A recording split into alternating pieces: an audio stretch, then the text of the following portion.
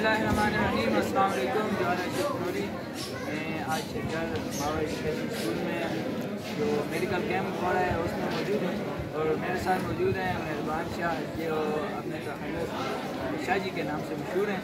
तो मैं शाह जी से पूछना चाहता हूँ, आप यहाँ पे आए हैं, आपने विज़िट किए, पूरा कैंप विज़िट कर लिए और आपने क्या जज किया इस कैंप में, क्या चीज़ें होनी चाहिए मज़ीद और ऐसे कैंप हमारे इलाके के लिए क्यों ज़रूरी है? सबसे पहले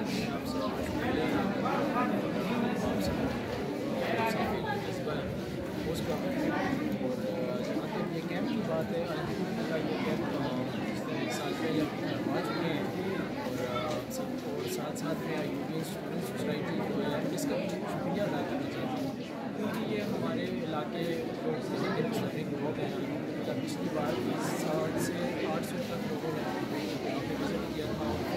थोड़ी जो बात है कि मेडिसिन प्रोवाइड की गई और अल्हम्दुलिल्लाह इस बार भी ऐसा ही अच्छा एक एक्सपीरियंस रहा हमारा इस कैंप के हवाले से। सभी लोग यहाँ पे देखते हुए आए, अपने बच्चों के समेत आए, काफ़ी जो है और इसके साथ साथ यहाँ पे जो हमारा इदारा है जिनके मदद से ये हुआ है मावा एजुकेशन और सन वेलफेयर फाउंडेशन, जो कि हमेशा इस तरह के बच्चों के लिए पेश रहता है।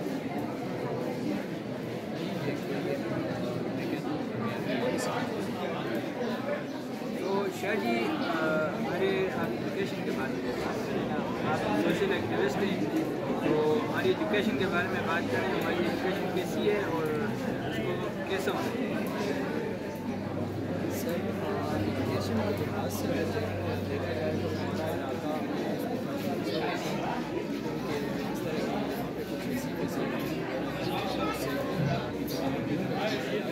और इंशाल्लाह उम्मीद है कि हमारी जो नौजवान नस्ल है ये इसके लिए एक जज्बा रखती है, ये इंशाल्लाह करता है कि हमारे लिए काफ़ी सारी